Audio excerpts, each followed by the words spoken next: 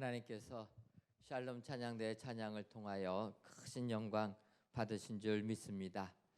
귀한 찬양처럼 하나님께 큰 영광 돌리는 축복의 삶 사시기를 주님의 이름으로 축원합니다. 이번 주 화요일부터 14일까지 인도 단기 선교를 우리 은혜광성교회 인도 단기 선교팀이 다녀오려고 합니다. 인도 단기 선교는 저희가 한 6개월 전부터 신청을 받아가지고 이제 준비해서 이제 이번 화요일 드디어 출발을 하게 됩니다. 출발하려고 보니까 막상 우리들에게 두려운 일들이 많이 생긴 것을 알 수가 있습니다. 먼저 인도라는 그런 땅에 가서 힌두교인들 속에 주의 복음 증거한다라는 것 힘이 들고 두렵기도 합니다. 이런 복음 전하는 두려움뿐만 아니라 이 우리나라에 신종 코로나 바이러스 문제가 있어가지고 공항 가는 것도 굉장히 꺼려지는 이러한 상태입니다. 그래서 이런 상태에서 복음 전하러 간다라는 것 어렵습니다. 그래서 어떤 분들은 꼭 이때 인도 선교를 가면 되냐, 조금 날짜를 변경하면 어떠냐 이렇게 말씀하시는 분들이 계시지만 인도라는 땅에 가서 우리가 복음을 전할 때 이 비행기표만 바꾼다고 해결되는 건 아닙니다. 그래서 비행기 타고 뉴델리에 도착하게 되면 거기에서 다시 우리가 24시간 기차를 타고 또 먼 오지까지 가게 됩니다. 그런데 이 기차 타고 가는 이 티켓이 한 4개월 전에 미리 예매를 해야지만 그 기차를 탈 수가 있게 됩니다. 그래서 우리가 함부로 일정을 수정할 수 없어서 지금 이렇게 화요일 날 출발하게 됩니다.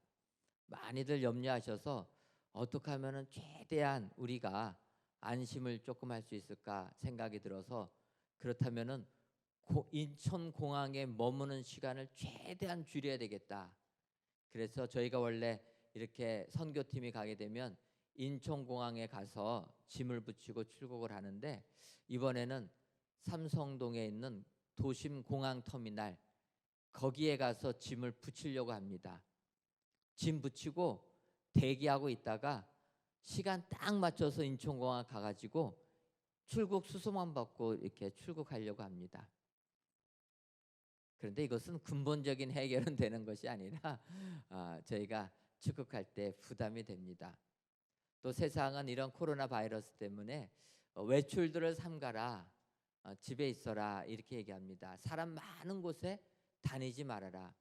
그런데 우리는 복음 전하러 이제 인도를 가게 되니까 부담스러운 것입니다. 또 오늘 인도 선교를 앞두고 주의 말씀을 증거하기 위해서 오늘 본문 요한복음 20장에 있는 말씀을 택하였습니다. 오늘 본문의 제목이 무엇입니까? 내가 너희를 보내노라. 오늘 말씀을 준비하면서 이 말씀도 굉장히 저한테 부담이 되었습니다. 세상은 집에 있어라 이러는데 오늘 본문의 제목은 내가 너희를 보내노라. 이렇게 본문을 택해갖고 하려니까 이게 조금 지금하고는 맞지 않는다 이렇게 생각이 들었습니다. 그런데 제가 오늘 이 말씀을 선포하는 이유는 우리가 이곳으로 이전한 다음에 사부 예배는 이렇게 열린 예배 형식으로 드리게 됩니다. 그래서 찬양부터 많은 것을 하면서 준비를 해야 되기 때문에 이곳에 오면서 주일 설교는 적어도 2, 3주 안에 제가 미리 오늘 할 거를 전달해 드립니다. 그러다 보니까 이 본문을 준비할 당시에는 코로나 바이러스가 이렇게 우리나라를 위협하지 않았습니다. 그래서 내가 너희를 보내노라 당당하게 제목을 붙이고 본문을 택했는데 이제 몇 주 지나고 나니까 이 본문이 또 고민이 됩니다.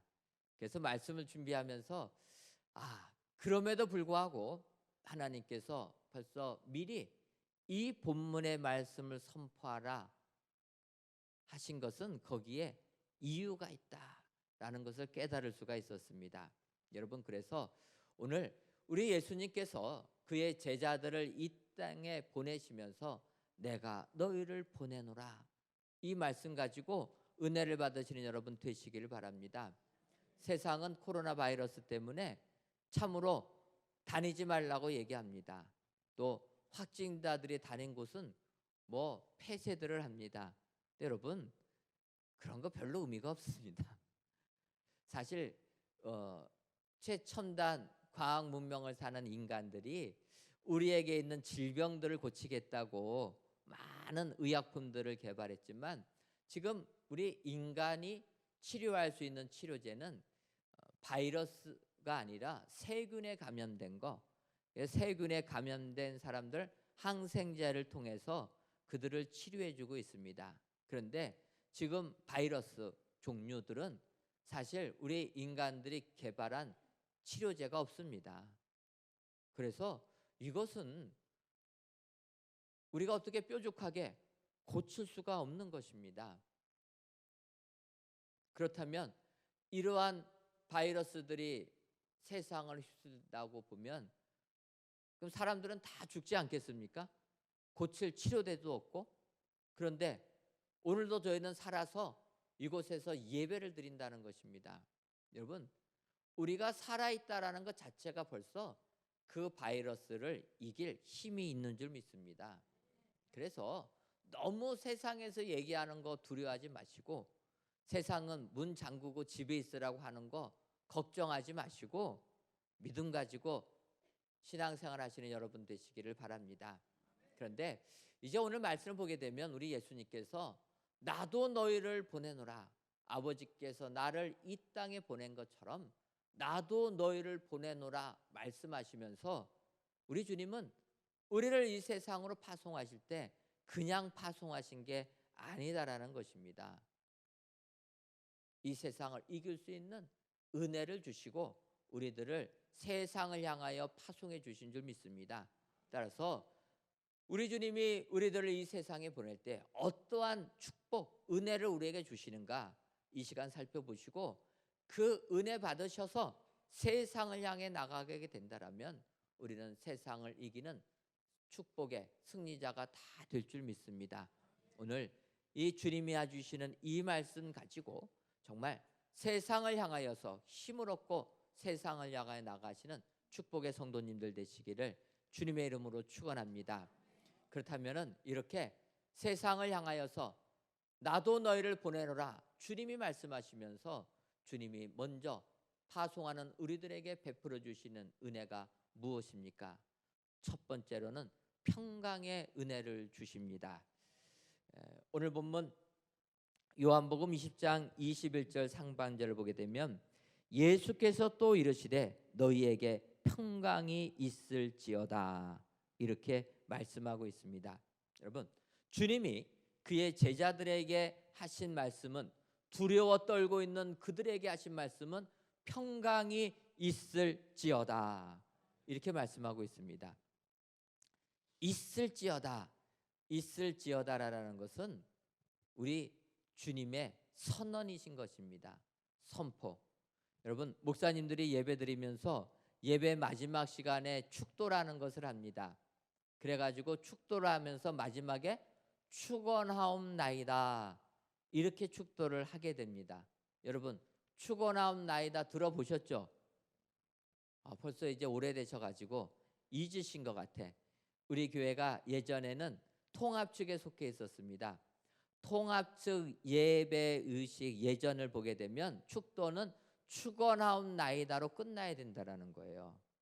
그래서 통합 측 목사님들은 축도를 할 때 축원하옵나이다 이렇게 끝납니다. 그런데 우리가 분쟁이 있어서 본의 아니게 합동 측을 가지 않았습니까? 합동 측을 가니까 거기는 축원하옵나이다로 끝나는 게 아니라 있을지어다 이렇게 끝나는 거예요. 그래서 왜 있을지어다라고 합니까 했더니 축도는 하나님의 복을 선언하는 거라는 겁니다. 하나님께 기도하는 게 아니라 하나님의 복이 임할 것을 선포하는 거다. 선포하는 거기 때문에 있을지어다로 해야 된다라는 것입니다. 그래서 저희 교회도 합동 측을 가입하면서 우리 목사님들이 축도의 이 말 뒷부분을 바꿨습니다. 그래서 이제는 있을지어다. 이게 하나님의 강복을 선포하는 겁니다. 우리 예수님께서 세상을 향하여 파송하는 제자들에게 하신 말씀은 평강이 있을지어다 선언하셨다라는 거예요. 선언이라는 것은 일방적인 겁니다. 요즘 시대는 소통의 시대 아닙니까? 어떠한 의견도 잘 나누고 의견을 모은 다음에 결정해야 됩니다. 혼자서 결정하면은 독재라고 얘기하고 일방적이라고 얘기해서 안 따릅니다. 예전에 아주 오래전에는 아버지들이 집안에서 말만 하면 어떻게 됩니까? 순종들을 안 하셨네. 예전에는 아버지가 말씀만 하시면은 거기에 토 달면 죽는 겁니다. 토도 못 달고 말씀하시면 그냥 순종하는 거예요. 그게 일방적인 겁니다. 한 방향으로 흐르는 겁니다. 아버지에서 밑으로 흘러내리는 겁니다. 근데 이제 요즘은 시대가 바뀌어가지고 요즘에 그렇게 하면 어떻게 됩니까? 아버지가 쫓겨나죠. 시대가 많이 바뀌어서 지금은 이제 의견을 교류해야 되는데, 평강이 있을지어다라는 평강의 선언은 하나님이 우리에게 선포하신다는 거예요. 우리하고 뭐 협의하자고 하시는 거 아닙니다. 주님이 일방으로 그냥 선포하셨다라는 것입니다. 근데 여러분, 여기에 하나님의 은혜가 임하는 줄 믿습니다. 하나님의 선포를 그대로 믿고 받아들이면 하나님께서 우리에게 평강의 은혜를 주시는 줄 믿습니다. 여러분, 세상은 참으로 두려운 세상입니다. 길거리 지나가다가 부딪혔다고 쫓아가서 칼로 찔러 죽이는 시대가 지금 우리가 살고 있는 시대입니다. 미국 같은 나라는 아무리 총기 규제를 하려고 해도 규제가 안 돼서 기분 나쁘다고 다 총으로 쏴서 죽이는 시대, 이렇게 사회적으로 불안한 시대를 우리가 살아가고 있습니다. 또 사회적뿐만 아니라 정치적으로도 굉장한 불안한 시대를 살고 있습니다. 지도자에 반대하는 사람들은, 정적들은 다 잡아 죽이는 시대, 최첨단 과학 문명의 시대도 그렇다는 겁니다. 우리가 아는 대로 우리 바로 위에 있는 나라 어떠합니까? 권력에 도전하는 사람들, 총알 드리는 것도 아깝다고 해가지고 그냥 묻어버리지 않습니까? 권력의 불안함 속에서 살아가고 있다는 겁니다. 여러분, 예수님 당시는 그러면 얼마나 더 권력에 반대하는 사람들을 무참하게 죽였겠습니까? 예수님께서 우리들을 구원하기 위하여 이 세상에 오셨다가 십자가를 지시게 됩니다. 근데 빌라도가 예수님을 십자가에 못 박을 때 예수님의 죄명을 십자가에 붙이게 됩니다. 여러분, 빌라도가 써서 붙인 죄목이 무엇입니까? 죄패에는 유대인의 왕 예수 이렇게 써놨다라는 거예요. 유대인의 왕이라는 것은 영적으로 의미가 있는 부분입니다. 그런데 빌라도는 영적인 사람이 아니고 세상적인 사람으로 세상의 시각을 가지고 예수님을 유대인의 왕이라고 했다라는 겁니다. 바꿔 말하면 그 나라의 왕은 로마 황제인데 또 다른 왕이 있었다라는 겁니다. 정치적으로 반란을 일으킨 자다. 그래서 예수님을 십자가에 못 박아 버린 거고, 그 예수님을 따랐던 제자들은 두려워 떨 수밖에 없었다라는 것입니다. 그래서 오늘 읽지는 않았지만 요한복음 21장 19절을 보게 되면 제자들이 두려워서 모든 문을 잠그고 문 안에 숨어 있었다라는 것입니다. 그때 주님이, 부활하신 주님이 오셔서 평강이 있을지어다 선언해 주시고, 오늘 다시 21절에 평강이 있을지어다 이야기하는 것입니다. 사람들은 두려우면은 문을 잠굽니다. 여러분, 문 잠그면 조금 안심이 되십니까? 안 잠그는 것보다는 안심은 됩니다. 예전에 목사님들이 이제 그 러시아에 가서 복음을 전할 때 하도 치안이 불안하니까 러시아라는 나라를 가다 보니까 거기는 문을 잠글 때 한 5개 정도를 잠근다고 합니다. 대문 잠그고 현관 잠그고 그다음엔 방문인데 5개가 어떻게 나왔는지 모르겠지만 5개를 잠근다고 합니다. 그런데 요즘은 조금 러시아도 이제 치안이 조금 안정이 돼서 요즘에 가면은 문 한 3개만 잠그고 자면 된다. 그렇게 얘기합니다. 그래서 문을 잠근다는 거 두려워서. 근데 여러분 아무리 두려워도 하나님이 평강을 주시지 아니하면은 문을 수십 개 잠궈도 우리는 두려워 떨 수밖에 없다라는 것입니다.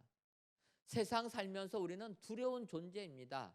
왜냐하면 인간은 내가 알지 못하는 새로운 길을 갈 때 두려워 떤다라는 것입니다. 그래서 여러분 우리가 초행길을 갈 때는 긴장되지 않습니까? 아는 길은 그냥 가지만 눈 감고도 가지만 모르는 처음 길은 긴장하면서 두려워하면서 가게 되는 게 인간이라는 것입니다. 그럴 때 우리 주님은 오셔서 평강을 주시는 줄 믿습니다. 여러분 이 세상 아무리 두렵고 힘든 세상이라 할지라도 평강을 소유하시는 여러분 되시기를 바랍니다. 이 평강은 내가 뭐 잘해서 얻는 게 아니라 우리 주님이 일방적으로 하늘에서 부어주시는 평강인 줄 믿습니다. 이것을 믿기만 하시면 나에게 평강이 임한다. 평강이 임하게 되면 세상에 나가서 당당하게 살 수 있는 사람이 된다. 이 믿음의 확신 가지고 우리 주님 우리를 세상에 보낼 때 평강부터 주시면서 보낸다는 것 확신하셔서 이 믿음 가지고 세상을 이기시는 여러분 되시기를 주님의 이름으로 축원합니다. 두 번째로 우리 주님이 우리들을 세상에 보낼 때 그냥 보내지 아니하시고 성령님을 부어 주신다는 것입니다. 오늘 본문 요한복음 20장 21절 보면 이 말씀을 하시고 그를 향하사 숨을 내쉬며 이르되 성령을 받으라. 성령님을 우리에게 부어주시는 줄 믿습니다. 여러분 성령님은 우리들이 어떻게 표현하고 있습니까? 성경을 보게 되면 성령님은 우리의 위로자가 되신다. 우리가 기도하지 못하는 것까지 기도해 주시는 우리의 중보자가 성령님이시다. 우리의 모든 문제를 상의해 주시는 카운셀러 같은 분이 성령님이시다. 뭐 여러 가지로 이야기합니다. 그런데 예수님께서는 이 성령님을 보혜사 성령님이라 이렇게 이야기하고 있다라는 것입니다. 요한복음 14장부터 16장을 보면 예수님께서 성령을 지칭할 때 보혜사라고 표현하고 있다라는 것입니다. 여기서 이 보혜사라는 성령님의 또 다른 명칭은 한자를 보게 되면은 그 성령님의 역할을 쉽게 우리가 이해할 수가 있습니다. 이 보자는 보호하다 할 때의 보자입니다. 해자는 은혜 해자, 그리고 사자는 스승사자. 그래서 우리들을 보호해 주시고 보살펴 주시고 우리들에게 은혜를 내려 주시고 더 나아가서 스승님처럼 우리들을 이끌어 주시는 분이 성령님이시다. 그래서 성령님은 우리에게 오셔서 우리를 깨닫게 해주시고 주님의 말씀 기억나지 못하는 것을 기억나게 해주시는 분이라. 우리를 이끌어 주시고 알려주시고 깨닫게 해주시는 분이라. 이렇게 설명하고 있습니다. 그 성령님을 우리 주님께서는 우리들에게 주신다라는 것입니다. 그래서 우리가 이 세상을 향하여 나갈 때 성령님을 받으시고 나가야지만 세상을 승리하게 되는 줄 믿습니다. 그런데 많은 사람들은 성령님의 이끌림을 받으려고 하지 아니하고 내 스스로 내 능력 가지고 내가 앞장서서 나가려고 하는 게 사람이라는 것입니다. 예를 들면 바울 사도가 다메섹 도상에서 예수님을 만나기 전까지는 자기가 하나님을 판단하고 자기가 하나님의 뜻을 행한다고 행하여서 예수 믿는 사람을 잡아 죽이려고 다메섹까지 갔던 사람입니다. 그게 하나님을 향한 옳은 일이고 하나님의 뜻이라 자기 확신 속에서 자기 뜻대로 믿음 생활을 한 것입니다. 그러다가 다메섹 도상에서 부활하신 예수님 만난 다음에 바울은 눈이 안 보이게 됩니다. 그래가지고 같이 가던 옆 사람들의 손을 의지하여서 다메섹까지 가게 됩니다. 그때 하나님께서 아나니아를 택하여서 바울에게 안수해 줘라. 그때 아나니아가 하나님께 얘기합니다. 아니, 바울은 나같이 예수 믿는 사람 잡아 죽이는 사람한테 왜 나를 보내냐? 아나니아가 두려워서 못 가겠다고 합니다. 그때 하나님이 가라 명하게 되니까 아나니아가 다메섹에서 보지 못하고 떨고 있던 바울을 발견하게 되고 그에게 안수해 줍니다. 기도해 줍니다. 그러면서 얘기합니다. 너가 다메섹 도상에서 만났던 그 주님이 다시 너의 눈을 보게 하시고 너에게 성령 충만함을 내려주신다. 아나니아의 기도를 통하여 바울이 성령 충만함을 받게 됩니다. 성령 충만함을 받으면서 눈이 떠지게 되었다라는 겁니다.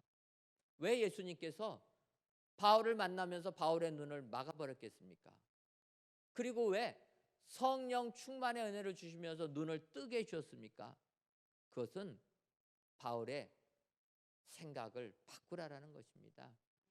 그 전에 내가 보고 내가 판단하는 게 다 옳다고 느끼면서 세상 살았지만 그 세상은 암흑의 세상이라는 것입니다. 진정 우리가 세상을 승리하려면 내가 가지고 있는 이러한 눈으로 사는 게 아니라 성령의 이끌림을 받는 사람이 돼야 된다는 것입니다. 그래서 바울이 성령의 충만함을 받고 나서 이제 육신의 눈을 뜨게 되고 그 다음부터는 성령의 이끌림을 받는 사람, 그래서 위대한 사도가 된 줄 믿습니다. 오늘 귀한 예배를 드리시는 모든 성도님들이 이 같은 성령의 은혜가, 성령의 임하심의 축복이 여러분들에게 임하시기를 바랍니다. 여러분, 그러면 성령님은 언제 임하십니까?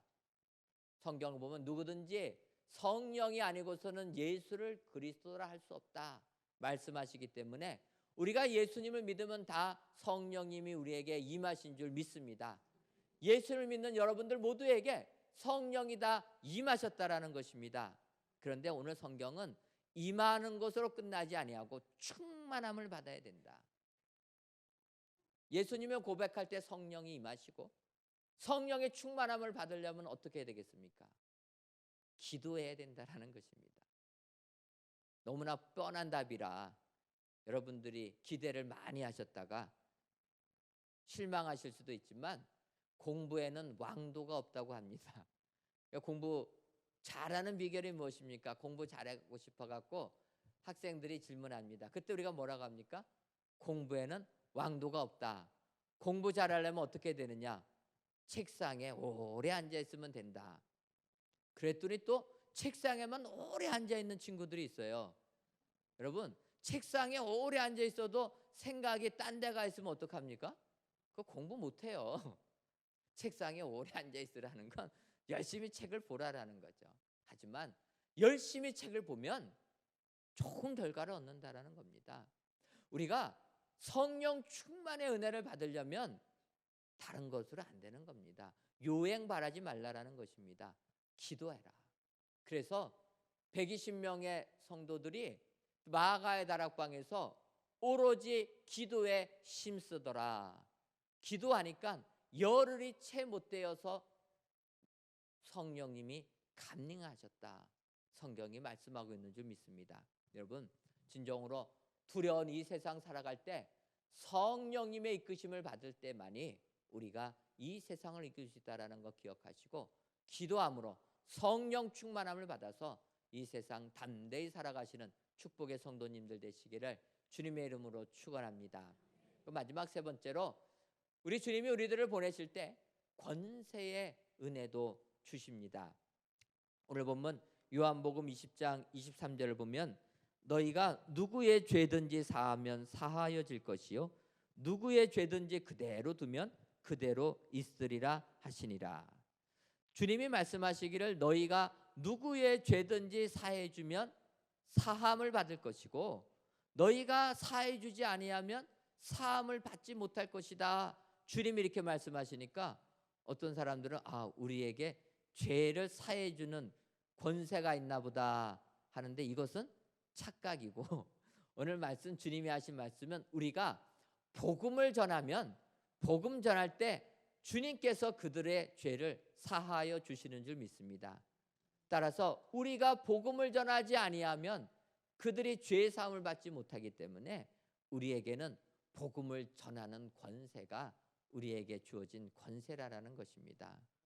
우리 주님은 우리를 보낼 때 이런 복음 증거의 권세를 주시고 우리를 파송시켜 주시는 줄 믿습니다. 그래서 우리 인도 단기 선교팀도 이 권세를 가지고 인도에 나아가는 것입니다. 우리나라도 시끄럽고 인도도 시끄럽지만 하나님이 주신 이 권세를 가지고 나아가게 될 때 그 영혼을 구원시키는 능력이 우리에게 임하게 될 줄 믿습니다. 더 나아가서 우리 주님은 이러한 권세, 복음 전하는 권세와 함께 우리에게 권능도 주시는 줄 믿습니다. 특별히 마가복음 16장에 있는 말씀 보게 되면 그의 제자들을 파송하시면서 주님이 얘기합니다. 누구든지 내 이름을 전해서 예수를 믿기만 하면은 그들에게 표적이 임하게 되는데 새 방언을 말하고 누구든지 뱀을 잡아도 그 독에 어려움 당하지 아니하고 오히려 하나님의 일을 행하게 된다. 성경이 약속해 주시는 줄 믿습니다. 누구든지 기도하면 낫게 되는 권능을 주신다. 성경이 약속하고 있다는 것입니다. 여러분, 오늘도 우리 주님께서 우리들을 세상에 보내실 때 이 같은 권세와 능력을 주시고 우리들을 보내주시는 줄 믿습니다. 세상에 주눅들지 마시고 세상이 시끄러워도 세상에 두려운 것뿐이라도 여기에 주눅들지 마시고 우리 주님은 우리를 세상에 보내실 때 이 같은 권세도 주시고 보내신다. 이 확신 가지고 세상에 나가서 주의 복음 증거하시는 축복의 성도님들 되시기를 주님의 이름으로 축원합니다. 기도하겠습니다. 하나님, 혼란한 세상 속에서도 우리들을 지켜주셔서 오늘 귀한 예배를 하나님께 드리게 하시니 감사합니다. 2월 첫째 주 주일 예배를 드리시는 모든 성도님들 위해 지난 1월 달도 지켜주신 것처럼 2월 한 달도 하나님이 지켜주시고 보호해 주시는 축복이 임하게 하여 주옵소서. 아버지, 오늘 말씀처럼 나도 너희를 보내노라라는 예수님의 파송의 말씀과 같이 우리들 세상에 나가 복음 전하기를 소원합니다. 아버지, 우리들에게 은혜 주셔서 때를 얻든지 못 얻든지 복음을 증거하는 저희들 되게 하여 주옵소서. 더 나아가 우리 주님은 우리들을 세상에 보낼 때 그냥 보내지 아니하시고 평강을 주신다 말씀하셨사오니 우리의 마음속에 평강이 임하게 하여 주옵소서. 성령 강림의 은총이 임하게 하여 주시고 험악한 세상을 이길 수 있는 복음 증거의 권세를 허락하여 주셔서 오직 하나님의 부름을 받아 하나님의 복음을 증거하는 저희 모두가 되게 하여 주옵소서. 예수님의 이름으로 기도하옵나이다. 아멘. 주님의 명령 앞에